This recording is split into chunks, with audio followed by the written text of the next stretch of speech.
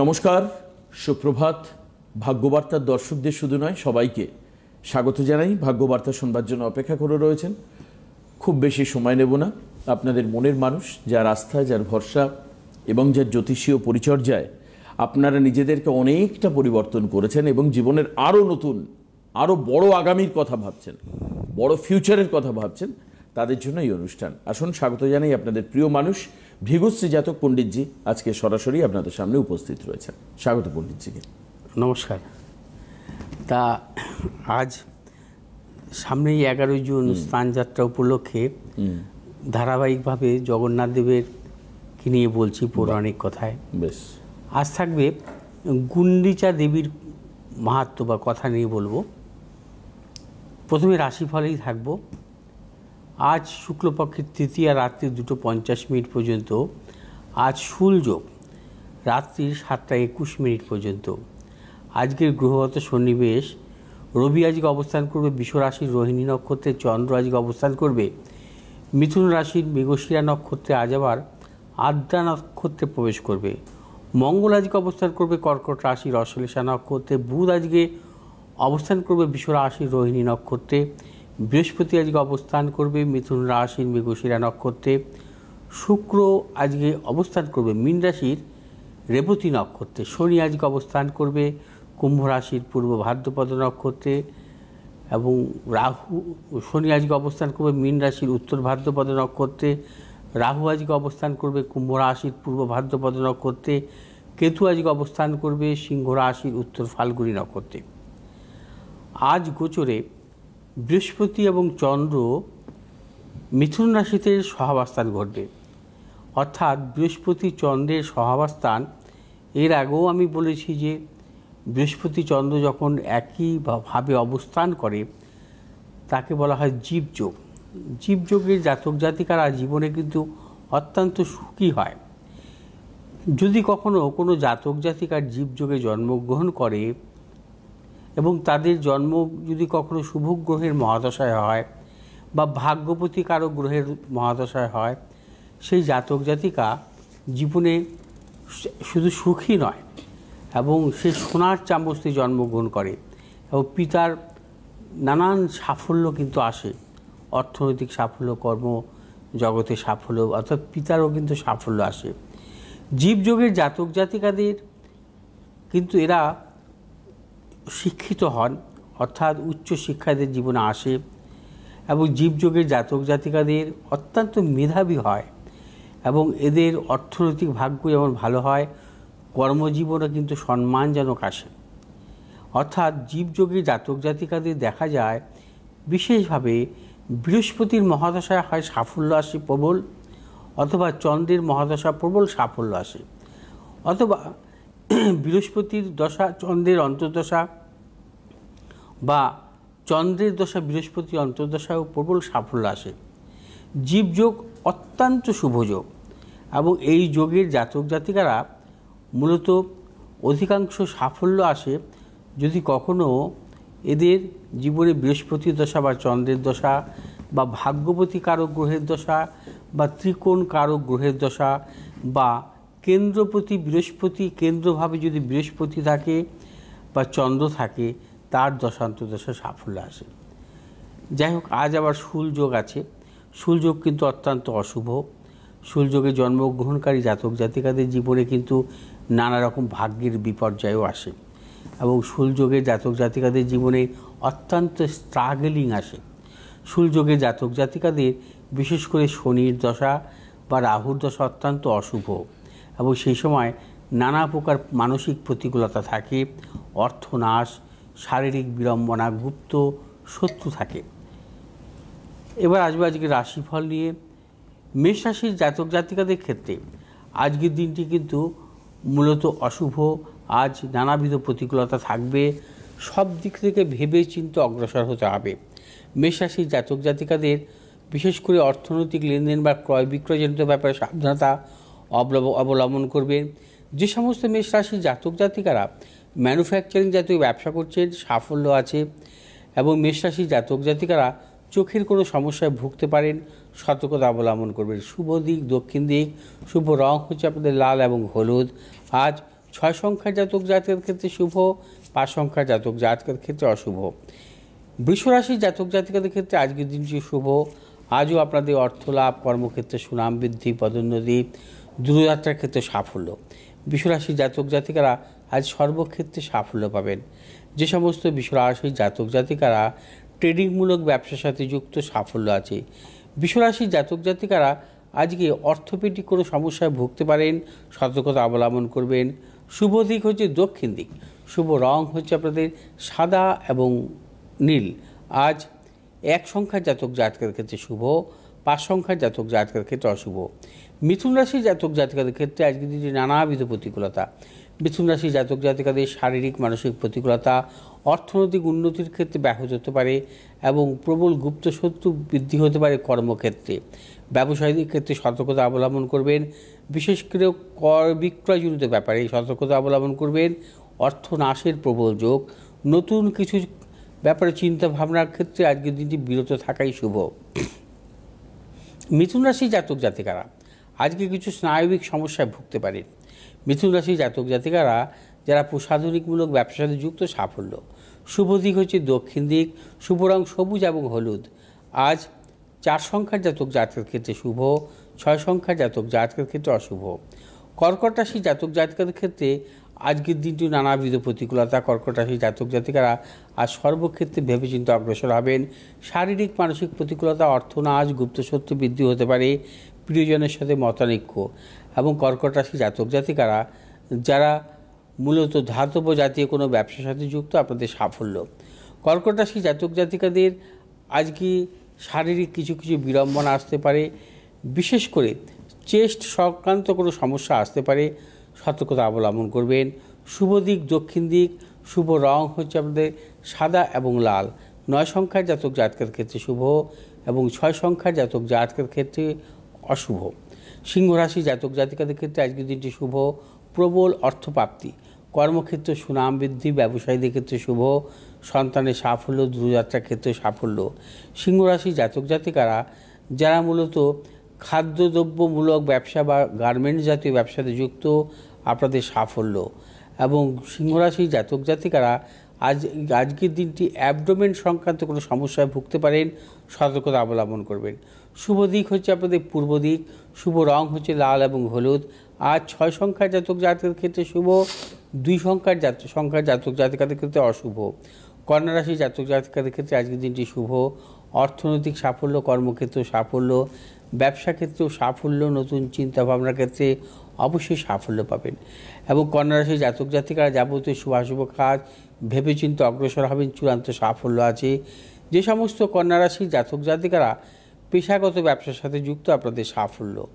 এবং কন্যা রাশির জাতক জাতিকারা আজকের দিনটি রক্তজনিত কোনো ব্যাধির সম্ভাবনা প্রবল বা প্রকোপ বৃদ্ধি হতে পারে, সতর্কতা অবলম্বন করবেন। শুভ দিক হচ্ছে আপনাদের পূর্ব দিক, শুভ রং হচ্ছে আপনাদের হলুদ এবং সবুজ। আজ 4 সংখ্যার জাতক জাতকের ক্ষেত্রে শুভ এবং 3 সংখ্যার জাতক জাতকের ক্ষেত্রে অশুভ।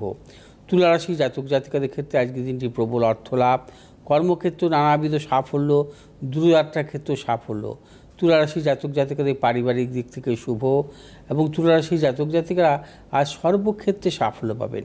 যে সমস্ত তুলা রাশির জাতক জাতিকারা মূলত প্রসাধনিকমূলক ব্যবসা বা খাদ্যদ্রব্যসমূহ ব্যবসার সাথে যুক্ত, আপনাদের সাফল্য।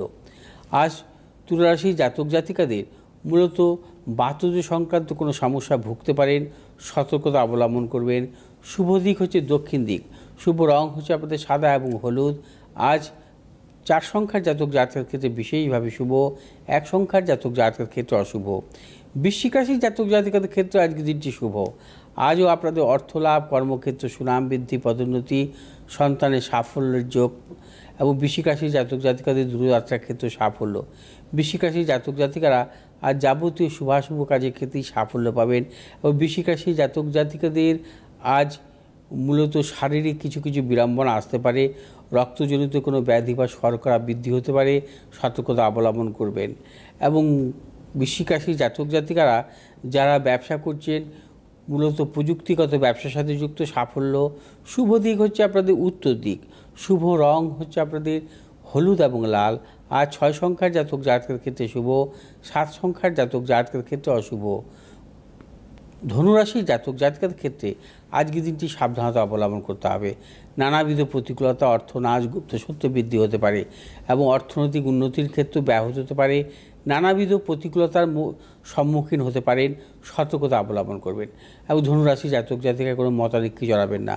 এবং ধনুরাশি জাতক জাতিকারা যারা রাবার জাতীয় বা প্লাস্টিক জাতীয় ব্যবসাতে যুক্ত, আপনাদের সাফল্য আছে। এবং ধনুরাশি জাতক জাতিকাদের আজকের দিনটি চোখের কোনো সমস্যায় ভুগতে পারেন, সতর্কতা অবলম্বন করবেন। শুভ দিক উত্তর দিক, শুভ রং হচ্ছে আপনাদের লাল এবং হলুদ। আজ 2 সংখ্যার জাতক জাতকের ক্ষেত্রে শুভ, 4 সংখ্যার জাতক জাতকের ক্ষেত্রে অশুভ। মকর রাশি জাতক জাতকের ক্ষেত্রে আজকের দিনটি শুভ, অর্থলাভ, কর্মক্ষেত্র সুনাম বৃদ্ধি, ব্যবসায়ীদের ক্ষেত্রে শুভ, দূরযাত্রার ক্ষেত্রে সাফল্য মিলবে। মকর রাশি জাতক জাতিকাদের পারিবারিক দিক থেকে শুভ। মকর রাশি জাতক জাতিকারা আজ নানাবিধ দিক থেকে সাফল্য আছে এবং দূরযাত্রার ক্ষেত্রেও সাফল্য আছে। নতুন কোনো চিন্তা ভাবনার ক্ষেত্রেও সাফল্যের যোগ প্রবল। মকর রাশি জাতক জাতিকা যারা মেডিসিনমূলক ব্যবসা বা জলজ জাতীয় ব্যবসার সাথে যুক্ত, আপনাদের সাফল্য। মকর রাশি জাতক জাতিকাদের শ্লেষাজনিত কোনো সমস্যায় ভুগতে পারেন, সতর্কতা অবলম্বন করবেন। শুভ দিক পশ্চিম দিক, শুভ রং হচ্ছে আপনাদের নীল এবং হলুদ। 5 সংখ্যার জাতক জাতকের ক্ষেত্রে শুভ, 8 সংখ্যার জাতক জাতকের ক্ষেত্রে অশুভ। কুম্ভ রাশি জাতক জাতিকাদের ক্ষেত্রেও আজকের দিনটি নানাবিধ প্রতিকূলতা। কুম্ভ রাশি জাতক জাতিকাদের শারীরিক মানসিক প্রতিকূলতা, অর্থনৈতিক উন্নতির ক্ষেত্রে ব্যাহত হতে পারে এবং গুপ্ত শত্রু বৃদ্ধি হতে পারে। কুম্ভ রাশি জাতক জাতিকা সর্বক্ষেত্রে সতর্কতা অবলম্বন করবেন। কুম্ভ রাশি জাতক জাতিকাদের ইএনটি জাতীয় কোনো সমস্যায় ভুগতে পারেন, সতর্কতা অবলম্বন করবেন। যে সমস্ত কুম্ভ রাশি জাতক জাতিকারা মূলত লিকুইড জাতীয় অর্থাৎ জলজ জাতীয় কোনো ব্যবসার সাথে যুক্ত, আপনাদের সাফল্যের প্রবল যোগ। শুভ দিক পূর্ব দিক, শুভ রং হচ্ছে আপনাদের নীল এবং হলুদ। আজ 7 সংখ্যার জাতক জাতকের ক্ষেত্রে শুভ, 9 সংখ্যার জাতক জাতকের ক্ষেত্রে অশুভ। মীন রাশির জাতক জাতকের ক্ষেত্রে আজকের দিনটি শুভ। আজকে অর্থনৈতিক সাফল্য, কর্মক্ষেত্রে সাফল্য, ব্যবসায়ীদের ক্ষেত্রে বিশেষভাবে সাফল্য এবং মীন রাশির জাতক জাতিকারা দূরযাত্রার ক্ষেত্রে সাফল্য পাবেন। যে সমস্ত মীন রাশির জাতক জাতিকারা খাদ্যদ্রব্যমূলক ব্যবসার সাথে যুক্ত আছেন, আপনাদের কিন্তু সাফল্যের প্রবল যোগ। এবং মীন রাশির জাতক জাতিকাদের শারীরিক দিক থেকে কিছু বিড়ম্বনা, বিশেষ করে অর্থোপেডিক সমস্যা বা অ্যাবডোমেন জাতীয় কোনো সমস্যায় ভুগতে পারেন, সতর্কতা অবলম্বন করবেন। শুভ দিক পশ্চিম দিক, শুভ রং হচ্ছে হলুদ এবং লাল। আজ 7 সংখ্যার জাতক জাতকের ক্ষেত্রে শুভ, 9 সংখ্যার জাতক জাতকের ক্ষেত্রে অশুভ। বেশ, বডিতে আপনি স্নান যাত্রা নিয়ে বলবেন বলছিলেন, হ্যাঁ সেটা বলে নিই। আর যিনি ফোনে রয়েছেন, আর একটু সময় দিন, একটু অপেক্ষা করুন, আমরা তারপরে তাহলে ফোন নেব। কিন্তু স্নান যাত্রা আজকে বিশেষ পূর্ণ কথা আপনাদের শোনাবেন পণ্ডিতজি, শুনুন। আজ বলবো যে গুন্ডিচা দেবীর কথা বলবো। আসন্ন স্নানযাত্রা উপলক্ষে শুরু করেছি প্রভু জগন্নাথকে নিয়ে শাস্ত্রীয় আলোচনা। আগের পর্বে জগন্নাথ দেবের মাসির বাড়ি বা গুন্ডিচার মন্দির নিয়ে কিছু তথ্য আপনাদের জানিয়েছি। আজ গুন্ডিচা সম্পর্কে আরও বিস্তারিত আলোচনা করব। বহু প্রাচীনকাল থেকে বেশ কিছু লোকশ্রুতি ঘিরে রয়েছে পুরীর গুন্ডিচা মন্দিরকে। অনেকের মতে এই মন্দির আসলে স্থানীয় এক দেবী, তার নামই গুন্ডিচা। মনে করা হয় তিনি দেবী দুর্গার রূপ। আদ্যাশক্তি মহামায়ের একটি রূপের প্রকাশ ঘটেছে গুন্ডিচার রূপে। আবার স্থানীয়রা মনে করেন উড়িয়া ভাষায় গুটি বসন্ত রোগকে গুন্ডি বলা হয়। এই দেবী গুন্ডিচা আসলে এই রোগ নিরাময়ের দেবী। অনেকটা আমাদের মা শীতলার ন্যায় গুন্ডিচা দেবীও এক লৌকিক দেবী। প্রভু জগন্নাথ বছরে 7 দিন কাটাতে আসেন এই দেবীর মন্দিরে এবং এই স্থানে বিশ্রাম করেন প্রভু। সেই সময়ে একাধিক উৎসবের আয়োজন করা হয়।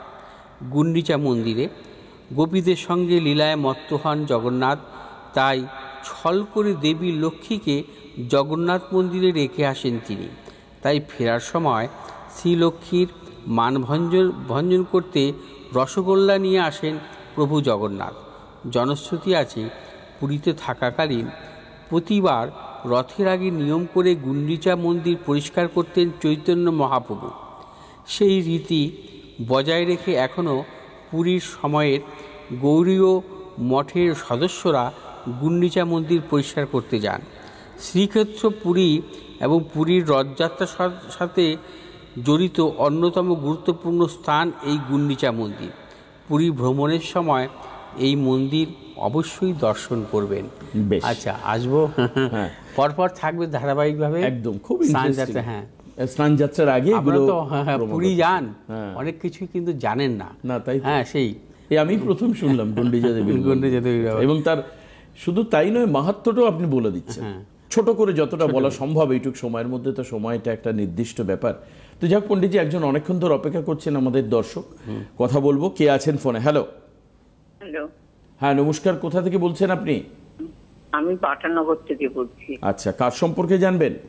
আমি আমার নাতির সম্বন্ধে জানবো। আপনি আপনার নাতির সম্বন্ধে বলুন। নাতির জন্ম তারিখ বলুন। নাতির জন্ম তারিখ হচ্ছে 17/11/2006। 17/11/2006। জন্মের সময়টা? সকাল 8:35। সকাল 8:35। আর জন্মস্থান কোথায়? কলকাতা। কলকাতা। জন্মবার হচ্ছে শুক্রবার তো? হ্যাঁ। আচ্ছা, ধনু লগ্ন, কন্যা রাশি, হস্তা নক্ষত্র, দেবগণ, এগুলো তো জানতেন? হ্যাঁ, কন্যা রাশি জানতাম। ধনু লগ্ন। আচ্ছা,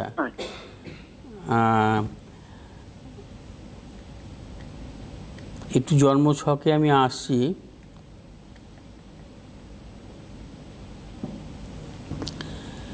এর জন্মছক অনুযায়ী ধনু লগ্ন, লগ্নের চতুর্থপতি কারক গ্রহ বৃহস্পতি স্বক্ষেত্রে দৃষ্ট, পঞ্চমপতি মঙ্গল ও পঞ্চম ভাবে দৃষ্ট, সপ্তম, অষ্টম, নবম, নবম ভাবে শনি, কেতু এবং কালসর্পদোষও আছে। সপ্তম, অষ্টম, নবম, দশম ভাবে চন্দ্রের অবস্থান এবং দশমপতি কারক গ্রহ হচ্ছে বুধ, পঞ্চমপতির সাথে রাজযোগে আবদ্ধ। আচ্ছা, এবার একটু বর্তমান মহাদশাটা দেখে নিচ্ছি।